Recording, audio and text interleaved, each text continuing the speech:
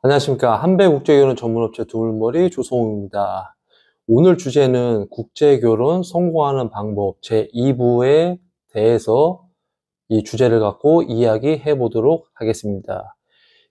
한국에서 이제 신부가 입국을 하게 된다라고 하면 첫 번째, 외국인 신부가 남편 집에 첫 입주를 하기 때문에 집 청소를 깨끗이 해야 한다. 제가 이 신랑분들한테 신부가 한국에 입국을 하게 되면 본인들이 생각하는 것과 제3자인 사람들이 생각하는 게 달라요. 그리고 저도 제가 이렇게 뭐 깔끔한 편은 아니지만 그래도 웬만한 정리정돈을 하고 제가 사는 사람이기 때문에 제가 이 부분에 대해서 얘기를 해요. 근데 신부가 딱 집에 왔는데 정리정돈이 안 돼 있고 엉망진창이라고 생각하게 된다라고 하면 이제 들어왔을 때 숨이 턱 막힐 수가 있는 거죠. 예. 나랑 있을 때는 엄청 자기 관리도 잘 되고 깨끗해 보였는데 집안이 막 관리가 안 돼. 뭐 화장실도 보면 막, 곰팡이가 서려 있고 주변에 막 그릇도 막 정리정돈이 안 돼 있고 막 창고에 물건들이 막 쌓아져 있고 이러면은 외국인 여성이 그렇게 좋아하지 않습니다. 그리고 두 번째, 한국에 입국하면 적응할 수 있는 시간을 줘야 합니다. 예. 왜냐면 우리가 뭐 군대를 갔을 때도 마찬가지잖아요. 우리가 처음에 군대를 가면 그 환경이 적응하기 때까지 몇 개월이라는 시간이 걸려요. 근데 마치 외국 사람이 한국에 오면 한국 살기 괜찮잖아 이렇게 생각할 수 있어. 한국 사람들이 생각을 할 때. 근데 외국 사람들이 생각할 때는 남편 보고 왔기 때문에 주변에 친구가 전혀 없다 이 말이에요.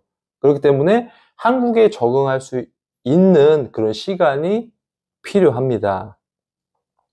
그리고 세 번째, 집안에 필요한 살림이라든지 뭐 물건을 만약에 산다라고 하게 되면 아내와 함께 의논하고 준비를 한다.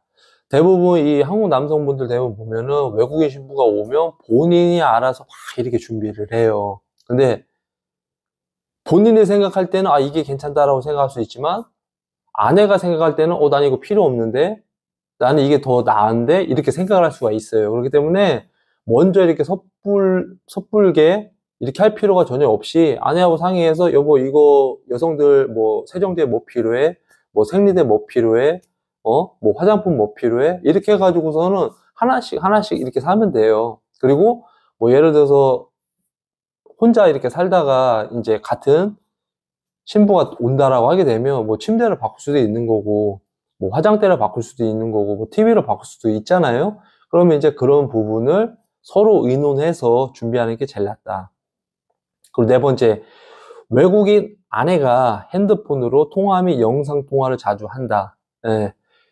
대부분 남성분들이 아내가 영상 통화나 전화를 자주 한다라고 이렇게 의논을 되게 많이 하시는 분들이 많은데 실질적으로 한국에 와서 아는 사람들이 없고 남편도 나한테 관심이 별로 없고 한다라고 하게 되면 뭐 친구들하고 영상 통화할 수 있는 거고 가족들하고 영상 통화를 할 수가 있어요. 근데 한국 남성분이 이런 부분을 불만을 갖기보다는 아내한테 제시를 하고 생산성 있는 활동을 하는 걸 전 추천을 하는 거예요. 왜?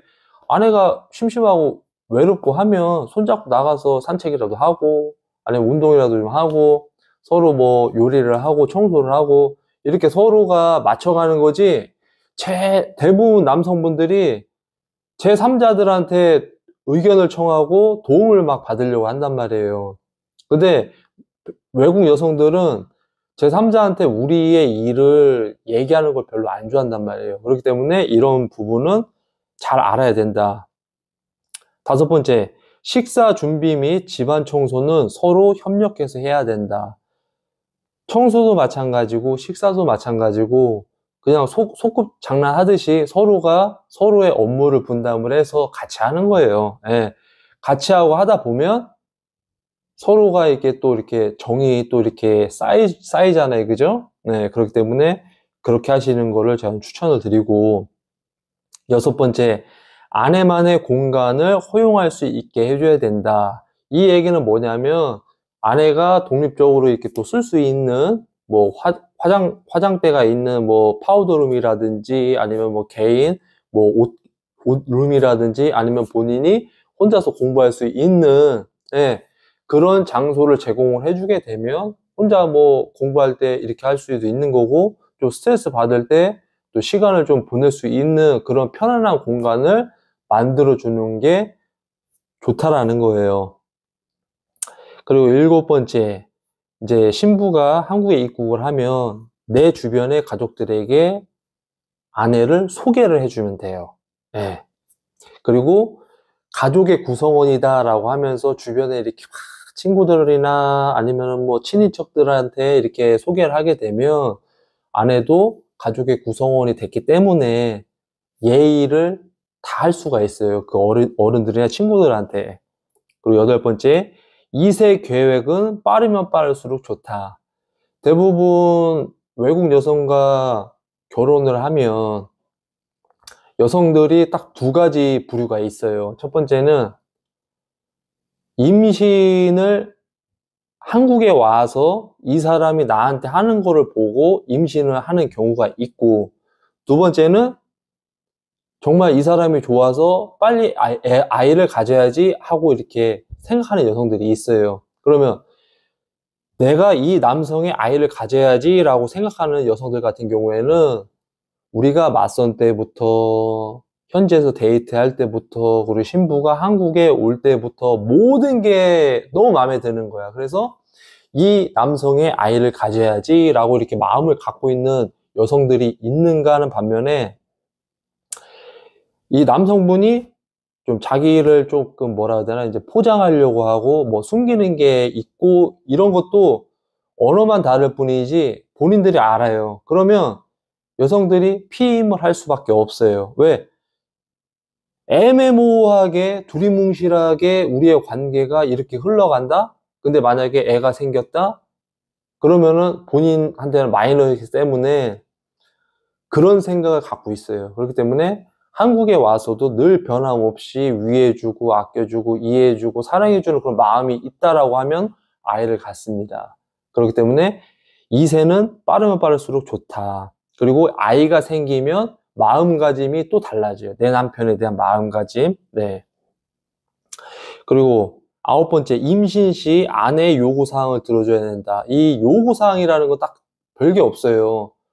여보, 나 이거 먹고 싶어. 하면은, 이거 비싼데? 이렇게 말함과 동시에, 그냥 이 여성하고 살 마음이 없다라고 이렇게 대답하는 사람들 되게 많아요. 뭐 비싼 걸 요구하는 것도 아닌데, 그러면서, 뭐 이런 과일이 먹고 싶어요. 뭐 저런 과일이 먹고 싶어요. 이런 음식이 먹고 싶어요. 이렇게 얘기를 하면 와이프가 먹는 게 아니에요. 아이한테 영양분이 가는 거기 때문에 내 애를 위해서 투자한다 생각하면 되는 거기 때문에 서운하게 하면 그 서운함이 평생 가요. 그러니까 절대 그렇게 얘기를 하지 마셔라.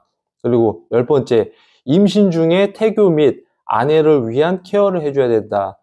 말 그대로 태교라는 건 그거예요. 아이가 뭐 임신하고 뭐 5개월 정도, 6개월 정도 됐을 때 아이가 막 발로 차고 태동을 하고 한다라고 하면 아이를 위해서 좋은 말도 해줄 수가 있는 거고, 아내를 위한 케어는 말 그대로 뭐 발 마사지라든지 족욕이라든지 뭐 아내 뭐 어깨 목 마사지라든지 뭐 음식을 뭐 본인이 준비한다든지 이런 거를 아내를 위해서 한다라고 하게 되면 당연히 가산점이 붙겠죠, 아내한테. 그러니까 아내 케어는 분명히 해줘야 되는 거고, 그리고 11번째, 출산 시 산부인과에서 해야 할 일. 대부분 이 남성분들이 신부가 출산을 한다라고 하게 되면 뭐 일을 한다든지 아니면 너 혼자 가게 한다든지 하게 되잖아요. 그러면은 이 여성분의 상처가 이루 말할 수가 없습니다. 이거는 그냥 이혼을 각오하시면 돼요. 그리고 베트남 같은 경우 외국 여성이 출산을 하잖아요. 그러면은 가족들이 전체가 다 나와가지고 출산할 때까지 그 자리를 벗어나지 않아요. 그게 가족에 대한 사랑이고 내 남편에 대한 사랑이라고 생각하는데, 근데 만약에 그거를 간과하고 내가 그 자리에 없었다. 그러면 남편이라고 생각을 안 하겠죠. 예, 그러니까 이제 이 부분 조심해야 되고, 그 12번째, 출산 후 산후조리원에 입소를 해야 하는 이유. 대부분 이제 외국 여성이다 보니까는 뭐 산모 도우미를 집에서 이렇게 불러서 하는 경우도 있어요. 저도 제가 그렇게 불러서 했지만 역효과였어요. 역효과. 예, 불편하고 제대로 쉬지도 못하고 스트레스만 받고, 그렇기 때문에 산후조리원에 가서 거기에 이제 간호사들 케어를 받고 하는 게 산후 우울증에도 큰 도움이 되고 신부가 체력을 회복하는데 더 도움이 되기 때문에 산모 도우미를 집에서 부르는 것보다 차라리 산후조리원에서 신부가 건강을 회복하는 게 가장 좋습니다. 그리고 13번째, 육아 및 집안 살림을 미뤄서는 안 된다. 이제 아이가 출산을 해서 집으로 오게 되잖아요. 그러면 나는 밖에서 돈 벌잖아, 이런 생각을 가지면 안 돼요. 왜?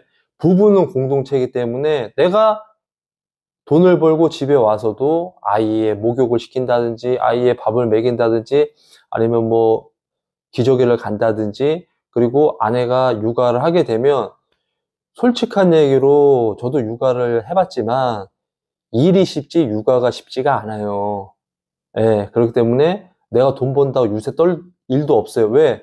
내 아내, 내 자녀한테 하는 거잖아요. 그죠? 그렇기 때문에 미루지 말고 그냥 내가 더 할 수 있으면 더 할 수 있게끔 해주고, 아내가 조금 쉴 수 있게끔, 예, 이 대인배의 면모를 좀 보이셔야 한다. 그리고 이제 14번째, 육아 교육 및 아내의 산후 우울증을 간과해서는 안 된다.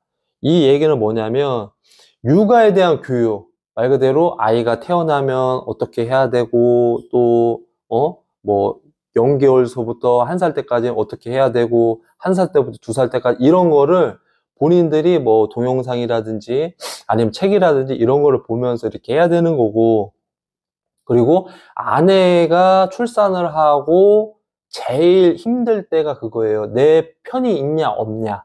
예, 내 편이 있냐 없냐인데, 내 편이 있다라고 하게 되면은 마음 한켠에 든든한 백이란 말이에요. 내 남편에 대한 백.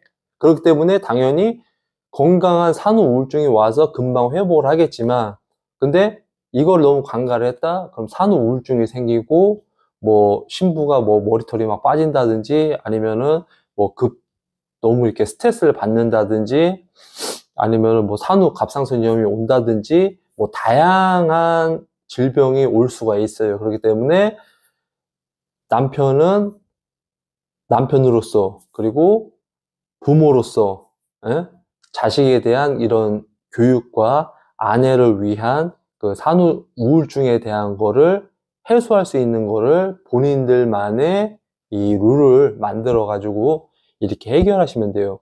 그리고 마지막으로 이제 15번째는 뭐냐면, 이 사랑에 대한 신호 있잖아요. 신호, 시그널. 사랑에 대한 시그널도 보면 내가 결혼을 했으니까 내가 하고 싶을 때 사랑을 해야 된다라고 생각하는, 좀, 어?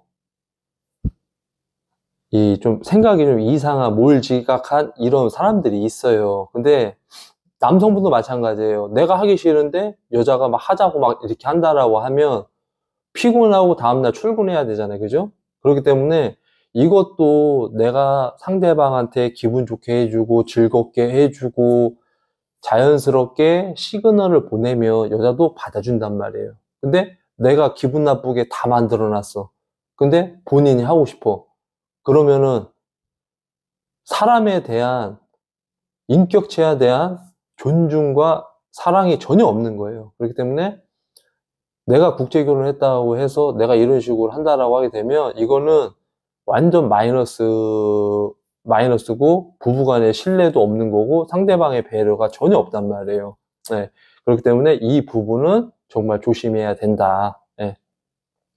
그리고 제가 이제 이 국제 결혼 성공하는 방법 1부, 2부 이렇게 제가 말씀을 드렸는데, 이 부분만 기본적으로 여러분들이 지킨다라고 하면 결혼 생활의 뭐 위기라든지 이런 거를 지혜롭게 해결할 수가 있어요. 근데 이런 부분을 너무 간과하고 그냥 뭐 내 마음대로 한다라고 하게 되면 그 다음에 후폭풍은 아마 여러분들이 알아서 하셔야 될 것 같습니다. 예.